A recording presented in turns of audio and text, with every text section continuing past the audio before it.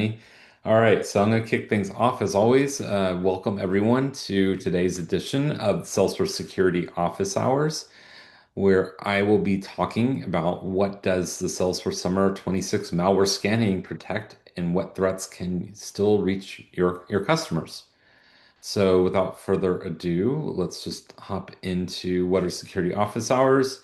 As I always say this every week, but for people who have not heard it yet, I basically created this because I saw a trend where there were more breaches occurring in the Salesforce ecosystem and not less, and people really lacked the resources to getting access to those people who could answer all those questions about what you should be doing to protect your data in your org, especially as these different threats are emerging in the environments every day, week. We're trying to bring on an expert to talk about emerging threats and things that you should be thinking about, and also giving you a forum so you can talk to these people every week and see what, get answers that are burning in the back of your mind about what you should be doing with your security in your orgs. So rules of engagement, as we always say, be respectful to others. It is open engagement. Encourage you to raise your hand and ask questions. And then most importantly, take notes and walk away with something actionable you can do or implement today.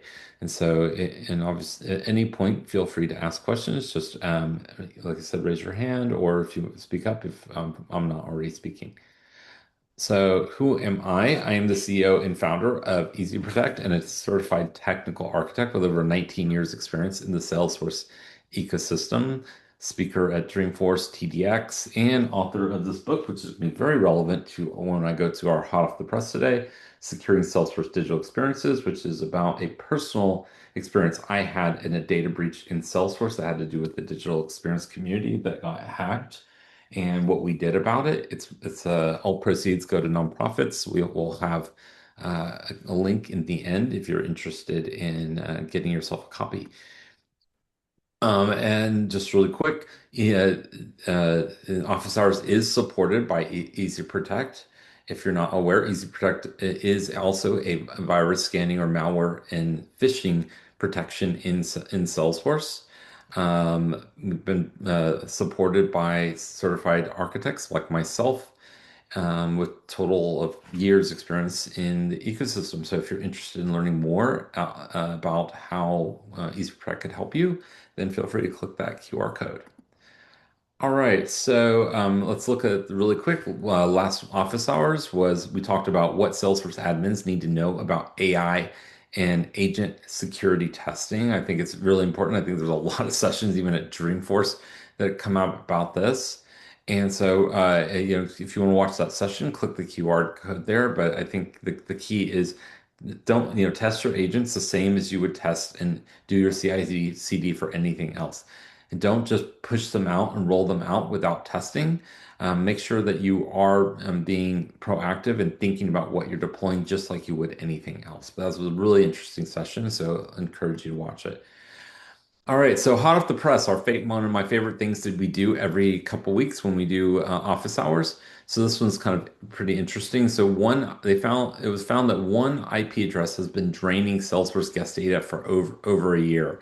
So this is different than our other types of breaches where there were phishing attacks or things going on. What we're talking about here is um, misconfigured Salesforce digital experiences with the guest user, where this one IP address has been hitting different Salesforce experience sites in the cloud and ServiceNow portals, finding misconfigurations that open them up to be able to steal data from those environments.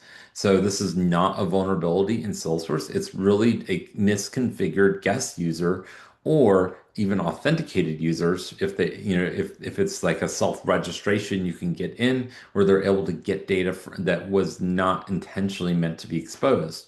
One thing this is a lot of stuff I talk about in my book here. Actually, what the entire book is really about is about how my where I was on when I experienced how the site got breached. Maybe it was the same IP, and then really what we learned from it. And so the biggest thing is treat your guest user and all of your experience like your guest user as if everyone in the entire internet can see the data.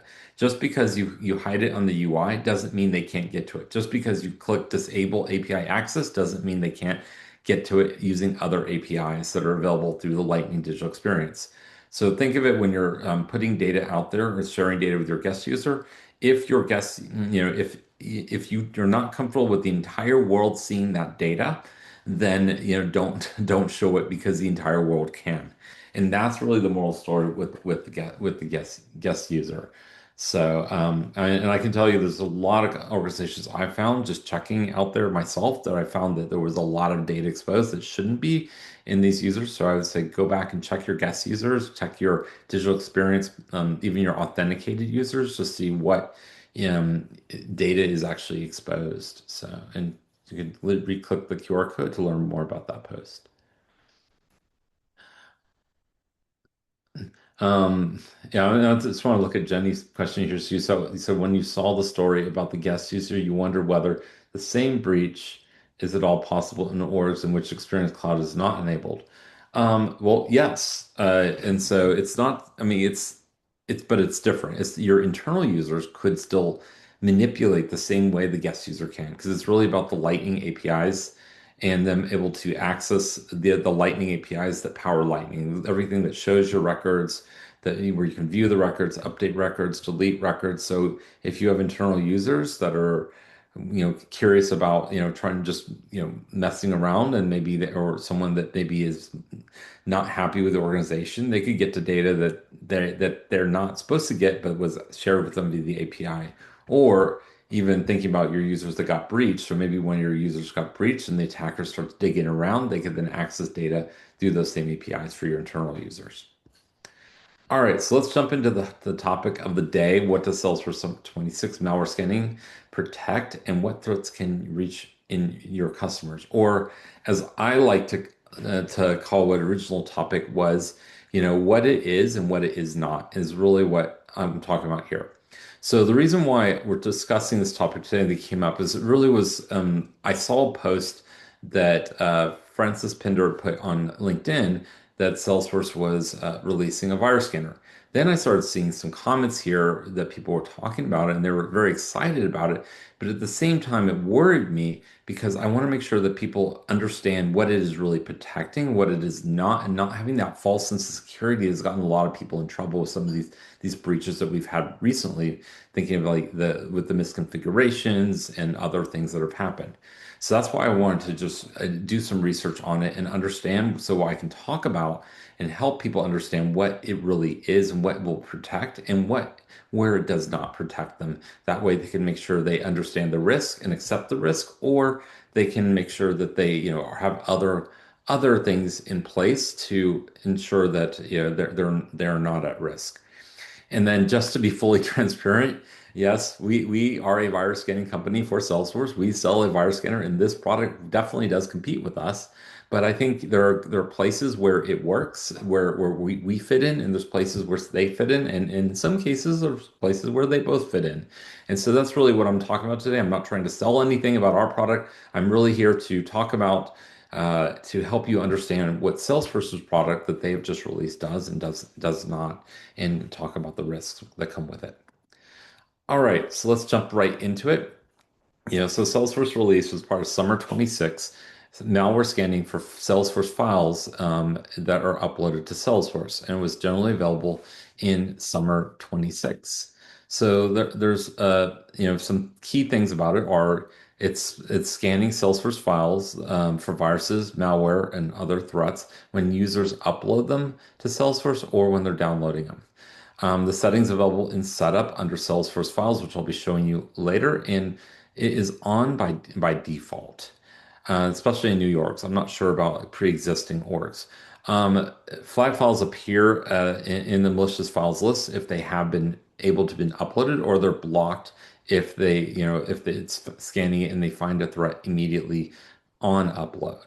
It also has a notification setting, so admins can be notified if any threats have been uploaded to the org. So I think this is something that has been needed for a long time, especially for organizations that are smaller that have nothing in place, which is, I think, a great place where this does fit in for them. And it just, I think it's something that, the platform does exist and helps validate the market a bit. Okay, so here's some of the core functionalities of how the scanner behaves and some four different ways that it does behave. So first off, it's scanning any file that is uploaded through the Salesforce UI. So if you click that upload button on the Files tab on a related list and it's a Salesforce file, it's going to scan it in real time as it's uploaded to Salesforce before it actually lands in Salesforce. Then the next is if you're uploading through an API, think of like you're inserting a file through Apex, through the REST API. Those files do land in Salesforce, but and then they're scanned later. But if a user tries to download that file and it's a threat, it still is blocking it from the access, even though it's already landed in Salesforce and it's through the API. This is something also I'll show a little bit later as well. That there's a special list if you're an admin, so you can see those files that were actually found to be malicious that were not, that didn't make it through because they were uploaded through the API. Um, and then this is an important one to keep in mind. So even though this has been enabled in your org, Salesforce is not backdating the scanning. So from the moment that it's turned on, it's only scanning new stuff that comes into your org. It is not scanning old things, old files that have already been in your org. So you could have things that are malicious, but you don't know it, but it is scanning it when someone clicks the download button. So that is another opportunity that it would block it potentially later if it was a known threat. Also, another key thing to call out is files larger than 100 megabytes are not scanning at all. What that means is if, let's say, there's a threat that was uploaded greater than 100 megabytes, then Salesforce just lets it through. You just download it. It doesn't attempt to block it. It doesn't attempt to scan it. So that's something else to keep in mind for that. So all of this is documented in Salesforce's help as well. So this is something that you should be thinking about when, and you can read it in their help documentation. Also, this is another big one to really think about and call out is Salesforce, the scanner only supports one of Salesforce's supported file types or major file types. I said there are some other secondary ones, but we won't talk about those today. So the first is content documents. That's what you're familiar with, like in the Files tab. Anything, if you're in the Lightning experience that to do the UI that you're uploading, it basically also known as content documents. You also your chatter files. That all falls into this bucket here. But if you have legacy attachments, so such as the attachment object in Salesforce, this is only available in Classic to upload manually, but you still can have APIs uploading these. These are not scanned, and so as they're out of scope. Same thing goes for your documents, and typically documents these days are used by managed packages for logos, other things, very legacy. But again, documents are not being scanned. And then finally, we have static resources, which is not legacy. And this, a lot of customers are using this to put for their digital experience sites to put assets such as JavaScript, CSS, other things to support your public facing sites. And this is somewhere that it is not scanning it as well. So you could have someone that social engineered maybe a jQuery or some script library, and your developer uploads a script library, then that potentially could be a risk. All right. Um, and so now this is kind of just some a little bit of some stuff from Salesforce own help says malware scanning flags files only if they have a high probability of being malicious. So, and if you require more stringent scanning, consider using one of Salesforce scanning partners. What does this mean? What this really means is Salesforce is looking for known threats. So the way fire scanners work typically is you have a database that they're looking against of known threats. And then after that database for more advanced scanners, what they do is they do what's called heuristic scanning or even AI scanning, where they're looking at behavior against those files. So what Salesforce is really doing is looking against that known list of files for the ones that are highly known as threats, which is going to block those high threats. That does leave an open area, and this is the part that I want to call out that really what started me on this path is that do not assume that it's going to catch everything. There is no virus scanner out there that's going to catch everything, but there's ones that have different degree of accuracy. Salesforce is, giving something, but it's still not completely comprehensive, and this is what they're calling out in their documentation so you know that. But as I mentioned, it's better than having nothing, but and it will catch all those really known threats, but those lesser known or what they call zero-day threats that are brand new, it more than likely will not catch, and I'll be showing that a little bit later in our demo. And these are things like we said here, the things that there's nothing you can change about that because that's just what they're operating off of. And so if you really want more advanced scanning, that's where the partners come into play for you. All right, so and so depending on how the scanning works, your upload processor is going to define where that is, not the feature. So as we said here, the scanning is happening on upload. I mean, regardless, your users aren't going to get to the file if Salesforce understands it is a virus, as we just talked about there. So if you upload it from the Files tab, as we talked about, then it's going to be scanning it in real time on upload and will block them from upload if it identifies a virus. Also, there's pre-existing files it's going to do on download. If you're going through the API, it's going to land in Salesforce, and then you're going to upload. It's going to scan it or block it on more on that download side as well when you come in. But think about also what are your ingestion points when you're thinking about the files and thinking about your coverage. There's different ingestion points and also different risks that come along with them.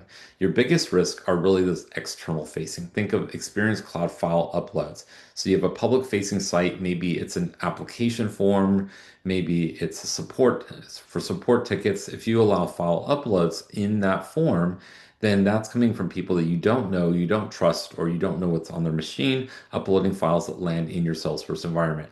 Email to case is very similar because you could attach a file to an email and email to case, and that could send an email in as well. Web to case and web to lead are very similar. So those are forms that you have created in cells yourself, but then it's ingesting that as over the web or as a lead. If you're supporting file uploads with that, again, those files could come into Salesforce. Third-party API integrations. Where are you up bringing files in through third parties through APIs, ones you control or ones you don't control? Maybe you have a partner and they're sending files into your Salesforce environment, or you have custom integrations. You could even have it again back to the web case. You could be a complete custom web interface ingesting support tickets, and you're using the Salesforce's API to do those writes. Those are other things you want to think about. And we talked about before those legacy attachment and documents, ensuring that those are covered, and because those are not being scanned as well. So you need to understand, what's going on with those. And then, as we said, like Files Connect, if you're having external sources, I think Connect is being end of life or eventually, but that still could be a threat. And also think of your managed packages. If they're managed packages upload, a lot of times the most common thing is using icons and other assets into documents. And what's going on there? One other thing I did want to mention, I think we have another slide about this as well, since we're talking about forms, the Salesforce scanner is not looking for malicious URLs. So if you have a form like email to case, if you just put in the body a malicious URL, the scanner is not going to be looking for that. Same thing in your forms and your public uploads. That's something else the scanner isn't going to be looking at. All right, so this is another interesting thing. Think of Salesforce is a distribution system, and so the files cannot be executed in Salesforce. So if you upload a malicious file to Salesforce, that file does not get executed in Salesforce. It's kind of like think of analogies like it's landmines waiting for people to step on, or it's a distribution system to distribute it to your partners or customers. Like for example, you're a loan aggregator using Salesforce. You get all these loan applications coming in, and then you send through Salesforce files to go out to other partners or banks to fulfill those loans. You send those files out. So if you didn't know what was in those files and you had to check them for security, then those files could have come in with the virus and you sent it out to that partner. Other things of considering like sending emails out of Salesforce if you're not relaying your own virus scanning third-party virus scanning system, you could be sending files out just by sending an email inside of Salesforce. So there's things of thinking about here in Salesforce of how those files are coming in, and then eventually they're going to go out. And then, of course, the simple use case of they download it to your user's machine. I've seen many times where the corporate desktops of the corporate virus scanners don't catch the threat. So there's varying levels of scanning that's going on. So you need to just be thinking about where once those files come in, where are they going to go? How are they going to be shared externally or internally? Or maybe they go to downstream systems out of Salesforce. Well, you want to make sure those downstream systems are protected. And then things like here, like we're talking about, like content deliveries, public links, you share a link to that file to an external customer. So there's a lot of different ways. This is not the exhaustive list, but just think about like how those files are leaving Salesforce once they go in, as to identify what are your risk points. And so here's some interesting metrics. Remember, I talked about let's going to talk about the URL scanning or URL phishing attacks. So, the biggest attacks that have been happening over the past year have not really been file attacks, but more phishing attacks. I mean, there are the files and viruses that are coming in, but more, the attackers right now are really looking at like credential phishing. Um, yeah, so all the like from Q2 2026, you can see here 94 to 96% consisted of phishing type payload-based attacks. Traditional malware delivery share 46% of those payloads. One thing to keep in mind, though, a lot of time what they'll do is they'll put in these phishing links to the malware, so they're stacking them together, and they do like multi-phased attacks sometimes. And then 50% of the ransomware incidents starting with malicious email at 20% or phishing at 24%. So that's kind of some interesting metrics here. Um, and and so this is another interesting one where it talks about the route into the SaaS model, move towards people instead of systems. So you're looking at more things like stolen credentials, voice phishing, which you can see is the top, and that's really where a lot of the Salesforce breach happened was the voice phishing. Different third-party compromise, like we saw the Drift, SalesLoft kind of attacks where they got their credentials breached. Email phishing, it looks like we're at 15%. And then insider threat. This is an interesting one that a lot of people don't think about. You have the employees who are, deliberately doing malicious things, but you also have your employees who are got their machines compromised and causing you an issue. So really, I think there's no way you can stop all these attacks, but the less access you give your users, the less the damage will be in the end. And now let's talk a little bit about the costs. So you can see by industry where the costs are on average for an attack. See globally, is around 5 million. This is a source of IBM's annual data breach report. And obviously, as we would think, those highly regulated industries are quite a bit more, around 6 million.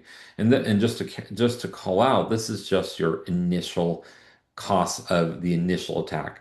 You also need to consider your long-term impacts.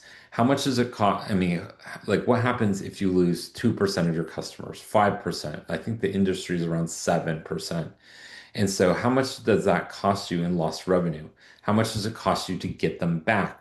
What's your cost per customer for marketing? Then you still need to fix your reputation. And then we start talking about GDPR, could be up to 20% of your annual revenue, in fines. So that's kind of the 6 million really balloons in the long term to over 100 million or more if you're a large company. And even if we look at others, there have been fines up to $1 billion. Now we're seeing in GDPR. Um, so this is another interesting one. So every org runs the identical scanner, so can an attacker, and we'll kind of show you this today. So Salesforce has this wonderful virus scanner now that we can implement that's going to be catching, as we talked about, these known threats. But it's also a testing tool for the attackers because Salesforce lets you download a demo version of their environment, which I did last night. The attacker can do the same thing, and then they can start testing that with which threats get through. So if I'm an attacker, I'm going to download that, I'm going to test it, and then I'm going to only target Salesforce customers with the threats I know get through. So that's another thing to kind of think about. It's great having demos and trials you can do of products, but sometimes there's certain things you shouldn't allow the public to trial because that opens up a risk for you. All right. And so again, they always say that the people are your weakest link in your organization. So you can have all the technology in the world, but if your team is not effective, then in stopping those threats, then you are still going to have that hole. So here are some other interesting metrics. 99% of organizations with encrypted data reported repercussions for their IT and security teams. 21% saw the leadership replaced as a consequence of an attack, and 41% named increased fear of future attacks as the most commonly cited impact. So people are concerned about this. It's a growing thing within organizations. Organizations are doing things to executives are being there are repercussions for this happening. And as I said, it's going to land in the end on the people in the organization and how effective they are at being educated about these attacks in conjunction with that technology. All right, so now we get to see the Salesforce scanner in action. I'm going to show you in a minute exactly how to set it up, what are the features of it, and we're going to do a couple test uploads to kind of just show you how it reacts if a threat has been uploaded. So we're going to kind of go off this screen sharing here, and so I'm going to kind of pop over here to this. So we've got this Salesforce environment that I stood up yesterday. As we can see, it's called Totally Not Shiny Hunters. And if you're aware, Shiny Hunters is one of the groups that attack Salesforce. I am actually simulating as if I was one of those attackers coming in trying to test my strategies. So if you're going to set up the virus scanner, the first thing you want to do is open up Salesforce Setup here. And once it opens up, I'm going to search for, I think there it is, malware scanning. And the first thing you want to do is validate that it is enabled if you want to enable it. By default, we said in new orgs, it is enabled, but maybe in older ones, I'm not sure if it's going to be enabled or not. So you may want to check that if you want to enable it, or if you don't want it enabled initially because of testing, you may want to check that as well. Next thing is this, they have a checkbox, an option to notify users when a malicious file is detected. But one thing to note, this is not normal users. This is admins only with the manage malicious files permission, or, and which is for, and gives you in-app notifications when a file is attended as malicious. So your normal users will not get this, and your admins will not get this unless they have that manage malicious files permission. Next thing you want to do here is we're going to look at the permission sets here, and I have a permission set that I created here in the org, and where is it? And of course, I forgot the name of that permission set. Luckily, I have the tab open here. Authorized threat enjoyer. That's what we called it here.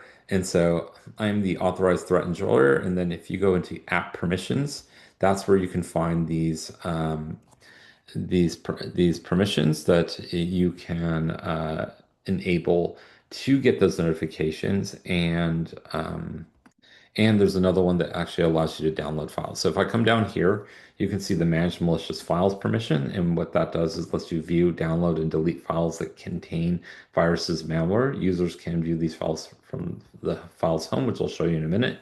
Also, there's this other permission to download malicious files. I I will show you this in a minute, but if you, from what I can tell, even if you have this on, but you don't have the download, you won't be able to download malicious files. But so you need to have both on to download, but you can view, get those notifications if you have the manage malicious files turned on. All right, so let's go back over to home and we're going to run a couple tests here. The first one we're going to run, we're going to go to the Files tab. As I mentioned, this can be anywhere. Oops, I forgot to delete my test from before. Just don't look at the screen right now. So, all right. So, files, of course, we said before, it only works on Salesforce content documents, content files. So this is so if it's chatter files, it's any file related to record and lightning. The Files tab, this works the same. So first thing I'm going to do here, I'm going to come here and I'm going to upload a file. I'm going to go to my scattered spider compliance archive. And the first thing I'm going to upload is this not malware, I promise zip. What this is actually a zip file that is a combination of about 10 to 12 highly malicious files that are zipped up here, like real viruses, real malware, Trojans, other things that are really bad stuff that are on this zip file that I'm going to upload to Salesforce. When I originally did this test in the pre-release, Salesforce did not catch this file, but later, notice here, if we do it, it says it is not uploaded because file has malware and was not uploaded. So they are now catching it. This is that example of known file. So it wasn't known initially, and now it's known, so now it's being blocked. And so that's what could happen is one of the risks is you could have a file that got uploaded that was a threat, but then later Salesforce knows it's a threat and now it's in your system, but then later they could catch it on the download side, but it would be sitting there on the upload side. Another thing we're going to upload is our other one, which is our free gift card.exe. And so this file is uploading and it was uploaded. This is not a free gift card. This is a virus or a Trojan, which would be then was uploaded to Salesforce that was not caught. I am a regular user right now. I don't have that permission set, and so I've clicked download. I have just now downloaded this virus onto my machine. Luckily, I have a Mac, so I can't execute EXEs. So I'm safely doing that. But another thing to mention, I am a professional, so do not try to find actual viruses and upload them to your machines in Salesforce, as that could be quite dangerous. Another thing that you can do here, as we talked about earlier, was Salesforce has the ability. So it said that any file that is the API will be blocked, will not be blocked initially, or it will be not blocked from upload, but will be blocked on download. So I have some Apex code here that inserts a test virus. And this is actually not a real virus, but a virus file that's used for testing. So it is safe, but like I said, use at your own risk. If I come back over here to files and now I do a quick refresh here, then we are going to see our totally not a virus file here. If I try to download it again here, you're going to see here, oh, and it did allow, I know why it allowed me to download. I do have that permission set enabled, so apologies. Let me go back to that permission set here. I think I am. This is the problem with live demos. So let's go to our authorized threat enjoyer and let me take myself out of this thing. And then if I try to download that again. Okay, so if we come back here again, refresh the page just in case, totally not a virus. I click download. Now notice it was blocked. It's because I am now do not have that permission set enabled. And so therefore I it does block me. If I go back to the files again just to test the other one, sorry, the free gift card as well, I'll be blocked from downloading that one as well. Oh, nope, I did not. So interesting. Oh, that's right. I would not be blocked because that was actually a real virus, but Salesforce does not detect it. So those are your use cases here. So again, let me just review really quick. You've got the Salesforce knows about it, you upload it and it catches it and it blocks it on upload. You have the Salesforce doesn't know about it, it does not get blocked at all on upload or download. You have the API upload where Salesforce knows about it, it's going to get uploaded, but then it'll block it on download. And of course, we have the 100 meg one as well. We talked about earlier. If it's over 100 megs, it's going to block it at all. Now, let me go turn back on that permission set here that I had and show you one last thing, and then we can open up for questions. So there they are. I'm going to add myself as an assignment back onto this here. Next, assign here. And then if I come back to files and I refresh the screen, you're now going to see this malicious files list. So this is only if you have that manage malicious files permission. Now I can see the malicious files that have been uploaded to my system that are blocked.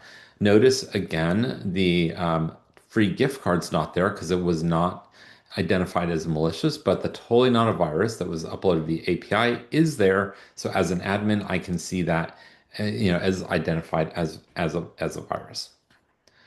All right, so I'm gonna pop back to our slide deck here, and that it concludes the demo portion today of the session. So I'll play from the current slide. All right, let me get these Zoom windows that just appeared out of the way. Okay. So now for our action items that we do want to call out every week as part of office hours. So first thing, what you should be doing this week, inventory, every upload path and every distribution path so you can understand your risks and give each one a named owner. Open setup in Salesforce Files, malware scanning, confirm it is switched on in production if you after you've tested it in a sandbox.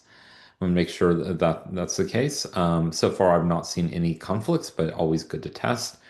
Turn on notifications from malicious files and assign the to the your admins so that they're able to see them. Don't turn on the download of malicious files unless the person is a qualified professional. And typically, I would suggest only turn it on when you need to download those files. So even if you're qualified, don't have it on. Only when they actually need to inspect a file, then turn it on.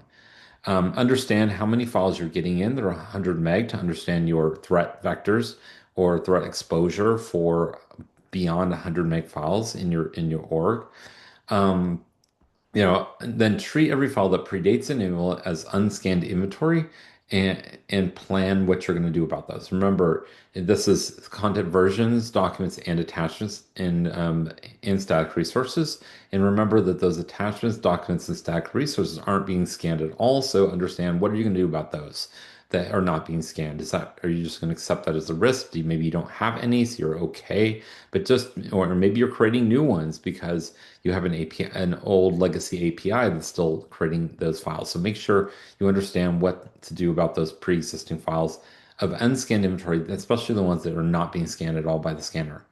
You can test each path with the standard iCar test file rather than assuming coverage. That's the test file I used in the Apex upload. In a second, I'll show you how to get to that.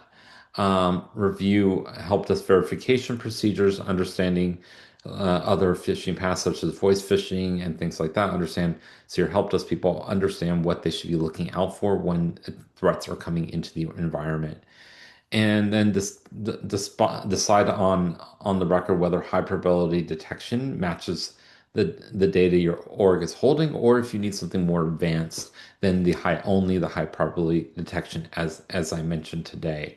Just one thing, also remember the attackers do have access to those Salesforce environments, so they can be testing.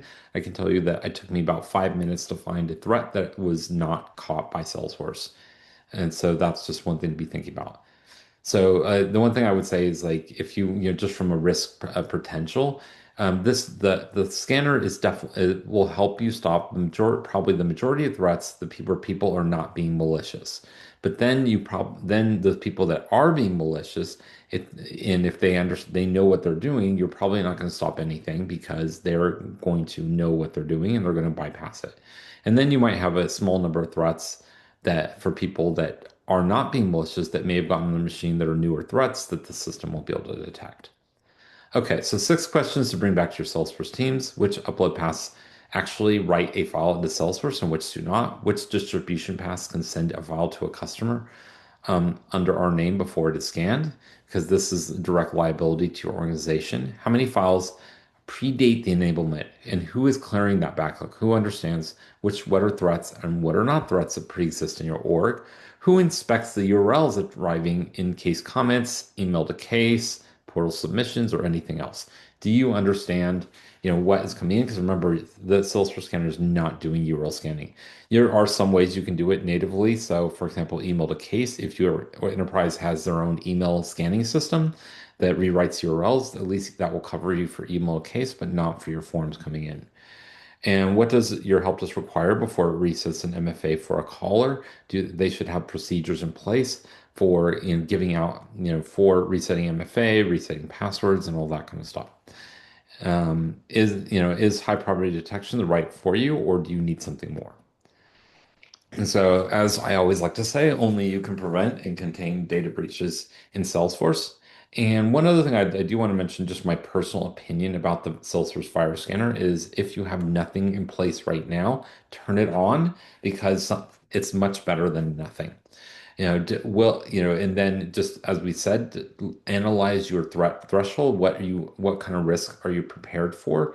And, is it enough just to have Salesforce's scanner, which is capturing all those known threats, but not the unknowns? Or do you need something more, a lot better? So don't have that false impression that it's going to catch everything. As I said, no virus scanner can catch everything, but having multiple layers of protection is the most important thing in a data security strategy.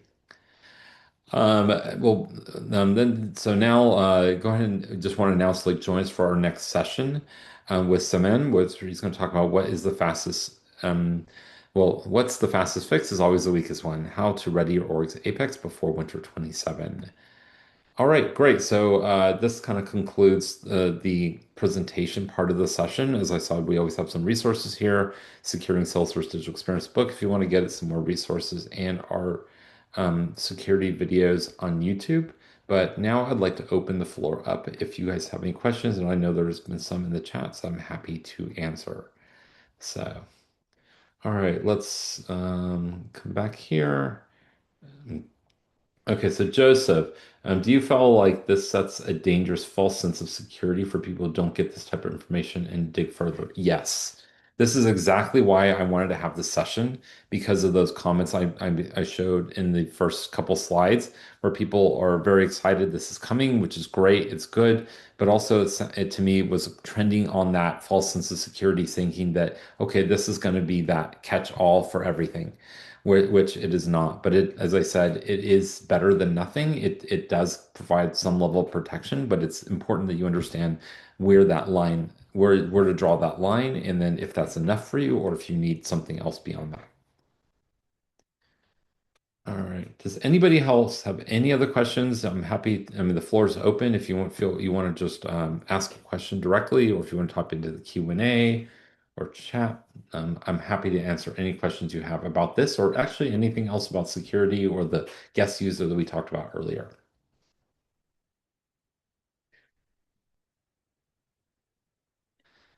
I guess a question I would have is kind of following up on that. Obviously, security with Salesforce is a shared responsibility model, but Correct. kind of on that, I'm conflicted with the fact that I think Salesforce should be more clear and open about what the exact scope of this scanner does so that we don't set that false precedent. And so far, I haven't really seen that. They've just kind of announced this and people have taken it as they may. So curious on your thoughts on that. Sure. I mean, one thing I do like is that they have done a lot better than they have on other things in the past. And I do like that they are stepping up things in security, sometimes maybe going a little bit too far, but at least they do have it in the documentation now. Could they do better as far as socializing that? Yes. But at least the documentation now does say, hey, this doesn't catch everything. Please understand your risks. Go look at partners if you want something more, instead of saying, hey, this is it, this is good, you don't need to worry about it. And so I think that's also why we're doing things like this to help get out so the community understands what the risks are, and so they can evaluate on their own to understand, are those risks something that, is okay for them, or do they need something more? Does that answer your question, Joseph? Yes, thank you. Great.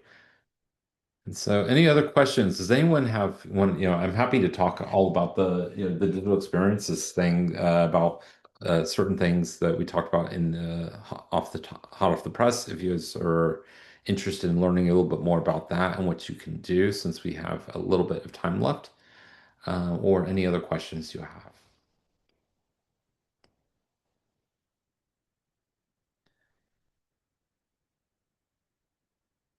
All right. I guess if there's no questions, we can wrap up. But anyway, okay, great. So, Matt, yep. before you Uh-huh. go, you're also going to be speaking at Dreamforce, is that correct? Yep, that's right. So if anyone's coming, the agenda builder is live, so you can always add them to your session, and anyone else as well. And we're excited to see everyone in San Francisco is going. Sorry, back to you, Matt. Yep. And if you do see me at Dreamforce and you do have one of these, I'm happy to sign it as well. So, and as I said, all proceeds go to good causes. So, All right, great. Well, thank you so much, everyone. As always, if you have any further questions that you think of after it, feel free to DM me on LinkedIn or we're happy to answer questions on the next office hours. So thank you so much for your time and appreciate it and stay safe out there.